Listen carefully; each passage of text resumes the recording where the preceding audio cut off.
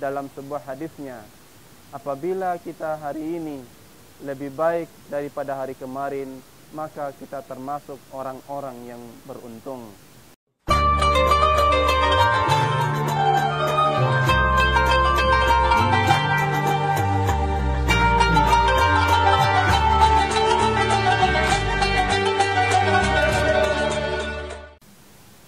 Assalamualaikum warahmatullahi wabarakatuh. Alhamdulillahilladzi wa kafa, wassalatu wassalamu alal mursalin al-mustafa Muhammad sallallahu alaihi wasallam. Pertama, marilah kita senantiasa memanjatkan puji dan rasa syukur kita kehadirat Allah Subhanahu wa taala yang telah memberikan kenikmatan, kebahagiaan buat kita semua. Mudah-mudahan kita senantiasa sehat dalam menjalankan ibadah puasa Ramadan 1444 Hijriah. Salam dan salawat semoga tetap tercurahkan kepada baginda Rasul Muhammad sallallahu alaihi wasallam yang telah memberikan keteladanan buat kita semua dalam menjalankan aktivitas kita selama bulan Ramadan. Mudah-mudahan kita senantiasa istiqomah dalam beraktivitas, dalam menjalankan ibadah saum Ramadan. Para pemirsa yang sama-sama berbahagia, selama bulan Ramadan tentu banyak hal yang bisa kita lakukan dalam menata kehidupan kita. Bagaimana produktivitas aktivitas kita selama menjalani ibadah puasa. Produktivitas mengarahkan kepada nilai-nilai kebaikan atau kita mengarah kepada yang lebih baik. Selama 11 bulan tentu kita sudah banyak beraktivitas, dan pada momen kali ini 1 bulan penuh, mari kita tingkatkan kualitas kita sehingga kita dapat produktif selama bulan Ramadan. Produktivitas kita maknai dalam sebuah kebaikan dan kita mengarah kepada yang lebih baik.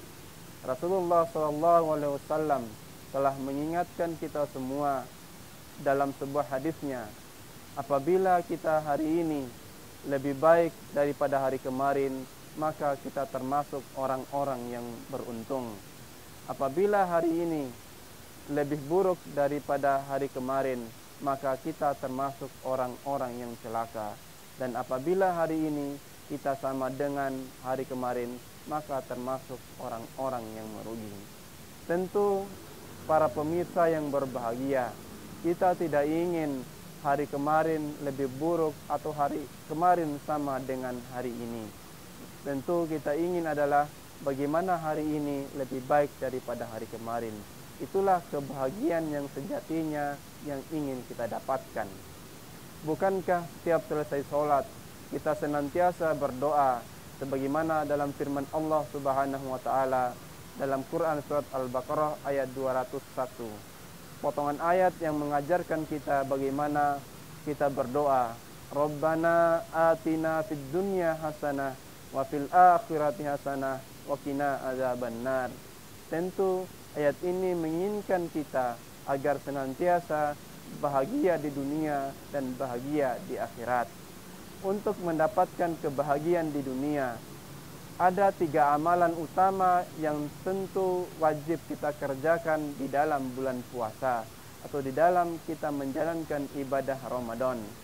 Yang pertama adalah bagaimana kita tingkatkan kualitas dan kuantitas sholat kita selama bulan Ramadan atau selama tahun penuh. Kita terbiasa menjalankan sholat wajib, yang itu menjadi kewajiban bagi kita sebagai seorang muslim. Namun untuk meningkatkan kualitas kita, untuk menambah kebaikan kita, atau untuk meningkatkan produktivitas kita selama bulan Ramadan, maka kita tambahkan sholat kita tambahkan jenis sholat kita seperti sholat sunat.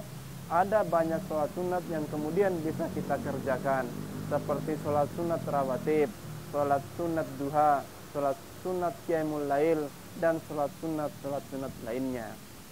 Rasulullah SAW memberikan penegasan kepada kita semua, bagaimana ketika kita melaksanakan sholat warawatib 12 rakaat. Di dalam hadis Rasulullah SAW, barang siapa yang melaksanakan sholat sunat rawatib 12 rakaat, maka Allah akan bangunkan rumahnya di surga nanti. Hadis riwayat Al-Baihaqi. Artinya para pemirsa yang sama-sama berbahagia, mari kita tingkatkan kualitas sholat kita sebagai media interaksi kita, sebagai media komunikasi kita bersama dengan Allah Subhanahu wa taala. Yang kedua adalah kita senantiasa banyak tilawatil Quran. Al-Quran merupakan kitab suci bagi kita semua, sebagai hudan, sebagai petunjuk bagi kita dalam menjalankan aktivitas kita, dalam mengarungi kehidupan kita. Rasulullah SAW mengajarkan kepada kita semua di dalam hadis yang diriwayatkan oleh Imam Muslim, bahwa sebaik-baiknya ibadah yang dilakukan oleh umatku adalah tilawatil Quran. Artinya bahwa mari kita manfaatkan membaca Al-Quran selama bulan Ramadan. Al-Quran terdiri dari 30 juz yang kemudian kita konversikan selama 1 bulan, yaitu 30 hari. Kalau kita bagi selama bulan Ramadan, paling tidak kita rencanakan khatam 1 kali di selama bulan Ramadan. Artinya selama 1 hari dalam bulan Ramadan itu kita membaca Al-Quran 1 juz ya. Dan kemudian kita bisa bagikan lagi, kita bisa konversikan lagi 1 juz itu terdapat 10 lembar.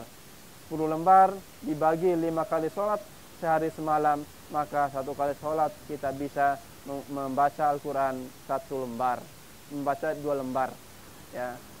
Bisa juga kita laksanakan sebelum sholat kita baca 1 lembar, dan setelah sholat kita baca 1 lembar.